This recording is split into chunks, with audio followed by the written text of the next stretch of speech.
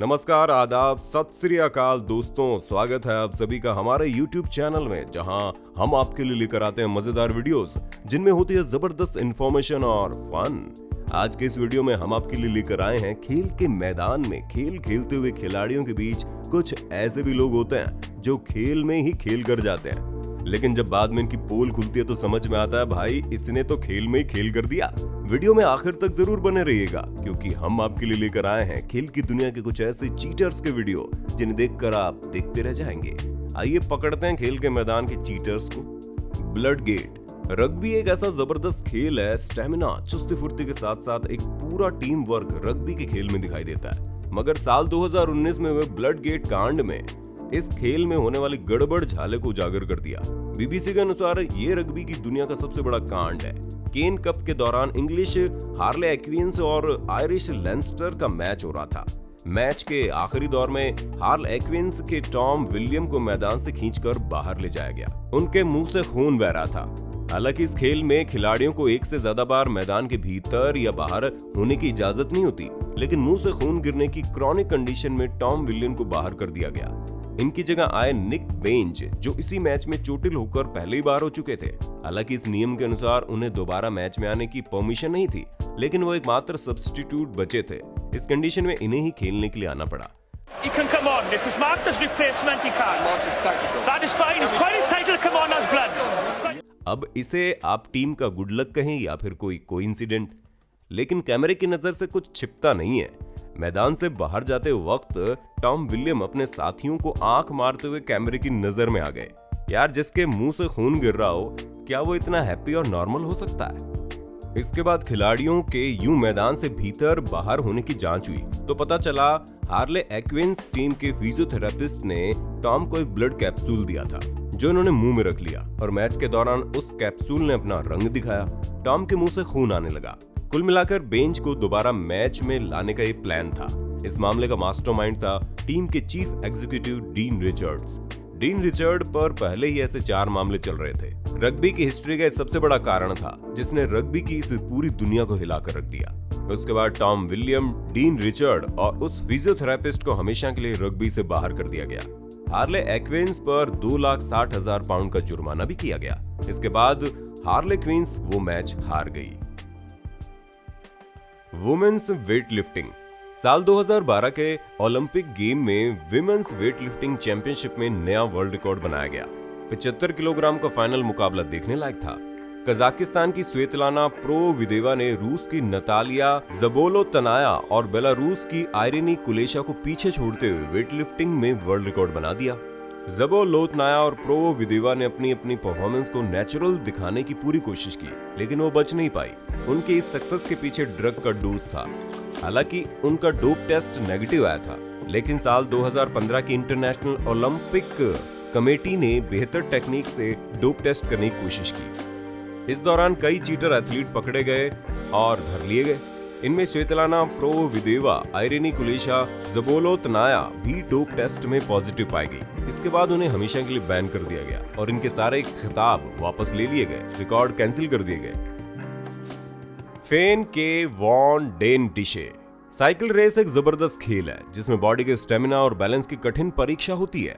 2016 के एक cycle crow competition में डेन डिशे एफ पार्टिसिपेट कर रही थी। ये मशहूर साइकिलिस्ट अपनी चीटिंग की बदौलत रेस जीतना चाहती थी, मगर पकड़ी गई। इनकी साइकिल में सेंटर गियर व्हील में मोटर, सीट के नीचे बैटरी और हैंडल में ब्लूटूथ स्विच लगा हुआ था। रेस की चढ़ाई वाले हिस्से पर जब ये बटन प्रेस करती थी तो मोटर चालू हो जाती और इन्हें पैडल मारने में आसानी होती थी। आप देख सकते हैं रेस के इस कठिन हिस्से में ये सबसे आगे चल रही हैं। इनसे जब इस बारे में सवाल किया गया तो इनका कहना था कि इनकी ये साइकिल इनके दोस्त ने निकोवान मोल्डर ने दी थी, लेकिन रेस में साइकिल की सारी जवाबदारी इन्हीं की बनती है। सजा के तौर पर 6 महीने का जुर्माना लगाया गया। इनके सारे रिकॉर्ड कैंसिल कर दिए गए, इनके खिताब छीन लिए गए और इनके ऊपर $21,000 का जुर्माना लगाया गया। Spanish Paralympic basketball team. इस इंसिडेंट के बारे में जानकर आपको रियली बहुत दुख होगा, गुस्सा भी आएगा ऐसी चीटिंग करने वाले लोगों पर, क्योंकि ये चीटिंग उन लोगों के साथ की गई जो दिव्यांग थे। ये घटना साल 2000 सिडनी पैरालंपिक में हुई।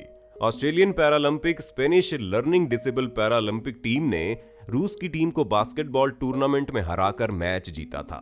लेकिन बाद में स्पेनिश टीम के खिलाड़ी कार्लोस रिबागोडा ने मीडिया के सामने खुलासा किया कि स्पेनिश टीम के 10 खिलाड़ी मानसिक रूप से बिल्कुल सक्षम थे और उनका आईक्यू लेवल भी पैरालंपिक स्टैंडर्ड से अधिक था। दरअसल इस स्टैंडर्ड के मुताबिक 70 से कम आईक्यू लेवल वाले खिलाड़ी ही टूर्नामेंट में हिस्सा ले सकते हैं, लेकिन स्पेनिश टीम ने अपने नॉर्मल खिलाड़ियों के फर्जी मेडिकल सर्टिफिकेट बनाकर उन्हें पैरालंपिक टूर्नामेंट में उतार दिया।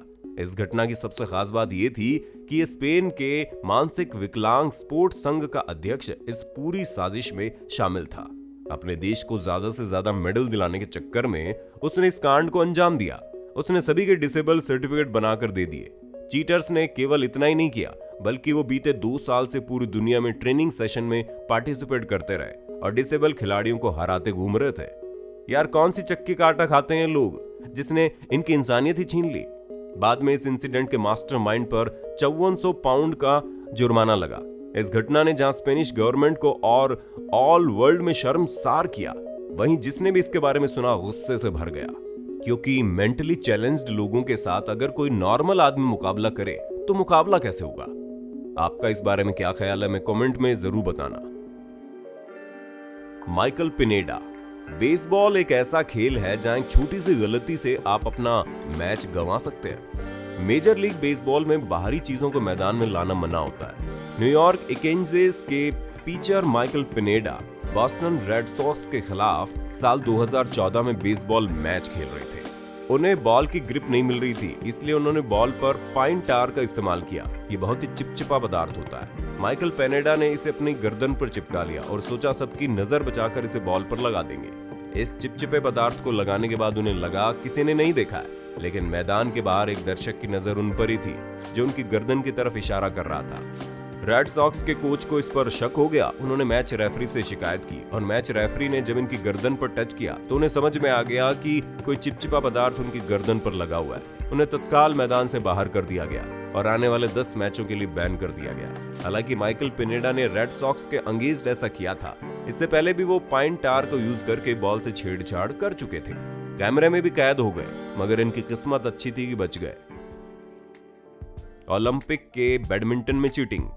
2012 के लंदन ओलंपिक खेलों में बैडमिंटन खेलों में राउंड रोबिन सिस्टम का इस्तेमाल किया गया था। इस सिस्टम के तहत हर एक टीम को टूर्नामेंट में हिस्सा ले रही प्रत्येक टीम से मैच खेलना था। खेलने वाली कुछ टीमों ने जानबूझकर हारने को अपनी रणनीति का हिस्सा बना लिया। ऐसे ही कहा जाता था कि लड़ने वाली दोनों टीमों की काबिलियत लगभग एक जैसी हो, यानी अगर कोई टीम कुछ मैच हार जाए तो उसके आगे बढ़ने की संभावनाएं बढ़ जाती है, क्योंकि नॉकआउट स्टेज में उसका मुकाबला किसी कमजोर टीम से होता है। बाकी खिलाड़ी इस मामले में चीटिंग कर रहे हैं, जानबूझकर खराब खेलकर मैच हारने की कोशिश कर रहे हैं। इस मैच की सबसे लंबी चली इनिंग में केवल 4 स्ट्रोक खेले गए। इसी तरीके से इंडोनेशियाई और कोरियन टीम के बीच भी सेटिंग समझ में आ गई। इन चारों पर जानबूझकर खराब प्रदर्शन करके मैच के नतीजों से छेड़छाड़ करने का आरोप लगा और इन चारों को टूर्नामेंट से बेदखल कर दिया गया। उम्मीद है इन्हें भी कुछ सीखने को मिला होगा। रोजी रुइज। चीटिंग की दुनिया में कमाल के चीटर्स होते हैं, वो अपने कारनामों से सबको हैरान कर देते हैं। ऐसे एक लड़की रोजी रुइज थी जिसने 1980 में बोस्टन की मैराथन जीती थी। उसका रेस कंप्लीट करने का तीसरा सबसे कम टाइमिंग का रिकॉर्ड था जो उसने पूरा किया था। उसे पहले किसी ने नहीं देखा था, केवल इस रेस के आखिर में वो नजर आई। इस जीत ने उन्हें रातों रात स्टार बना दिया। हर जगह इसी के चर्चे होने लगे, मगर इन चर्चाओं के बीच कुछ ऐसे लोग भी थे जिन्होंने रोजी के चेहरे को परखा और उन्हें लगा कि यार 70 डिग्री टेम्परेचर में 26 मील की रेस कंप्लीट करने के बाद खिलाड़ी को थक जाना चाहिए, लेकिन ये तो चुस्त दुरुस्त तंदुरुस्त नजर आ रही है, यानी फेस पर बॉडी पर थकान का कोई नामो निशान नहीं। तब लोगों ने सोचा क्या इन्होंने स्टेरॉइड या ऐसी कोई ड्रग ले रखी है जिसकी वजह से इन्हें कोई तकलीफ ही नहीं हुई।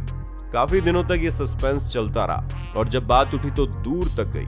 रोजी से सवाल हुए, इन्होंने किसी भी तरह की चीटिंग करने से साफ इनकार कर दिया, लेकिन इनकी चीटिंग को लाइव देखने वाले लोग सामने आए।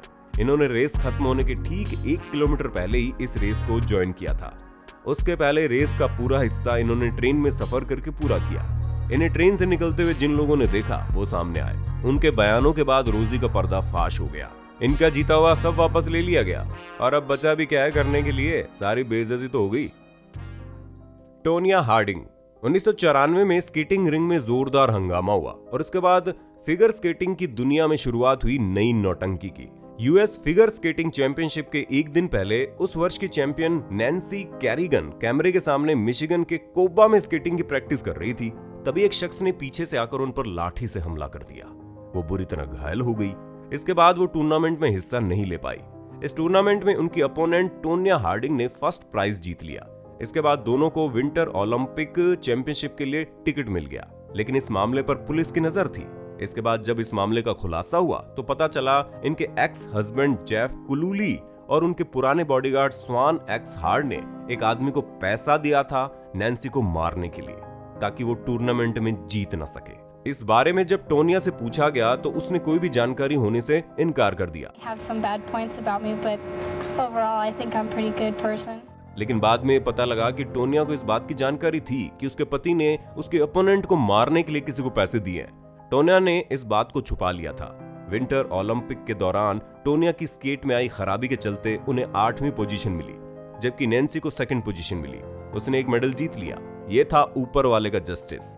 उसके बाद हुआ कानून का इंसाफ। उन्हें नैन्सी पर हमले की साजिश में शामिल होने के लिए दोषी पाया गया और उनसे सारे खिताब वापस ले लिए गए। ड्वाइट हावर्ड खेल में चीटर्स जीतने के लिए कैसे कैसे तरीके अपनाते हैं, उसका एक नमूना आपके सामने पेश करने जा रहे हैं ड्वाइट हावर्ड, जो कि एक बास्केटबॉल प्लेयर रहे। हावर्ड एनबीए लेवल पर ह्यूस्टन रॉकेट के लिए बास्केटबॉल खेला करते थे। 2016 में ह्यूस्टन रॉकेट और अटलांटा हाउस के बीच बास्केटबॉल मैच चल रहा था। इसी दौरान अधिकारियों ने देखा हावर्ड के छूने के बाद बॉल चिपचिपी हो जाती है। जांच करने पर बास्केटबॉल मैदान में उन्हें स्टिकम स्प्रे ग्लू का खाली डिब्बा मिला। स्टिकम ग्लू एक ऐसा चिपचिपा पदार्थ है जिसे खिलाड़ी कभी बॉल पर अपनी पकड़ मजबूत बनाने के लिए इस्तेमाल किया करते थे, लेकिन इसे 1981 में बैन कर दिया गया था और एनबीए के नियमों के अनुसार मैदान में बाहरी चीज ले जाना मना था। किसी एक खिलाड़ी को सजा देने के बजाय सभी खिलाड़ियों को चेतावनी देकर छोड़ दिया गया। मैच दोबारा शुरू हुआ। बाद में हावर्ड ने ह्यूस्टन क्रॉनिकल के जोनाथन फेम के सामने खुलासा किया कि मैच में कारनामा उन्हीं ने किया था। इससे पहले सभी खेले गए मैचों में इन्होंने इसी ग्लू का उपयोग किया था। हालांकि उनकी इस बात को किसी ने सीरियसली नहीं लिया और बात आई गई होगी, लेकिन अगर इन पर एक्शन लिया जाता तो स्टिकम ग्लू उनके करियर पर चिपक जाता। ये थे कुछ चीटर खिलाड़ी जिन्होंने खेल में मेहनत करने के बजाय शॉर्टकट को सक्सेस का रास्ता बनाया और नतीजा आपके सामने है। उम्मीद करते हैं आपको वीडियो पसंद आया होगा। अपने व्यूज हमें कमेंट बॉक्स में लिखकर जरूर भेजिए। जल्दी मिलते हैं नए वीडियो में। जय हिंद, जय भारत, वंदे मातरम।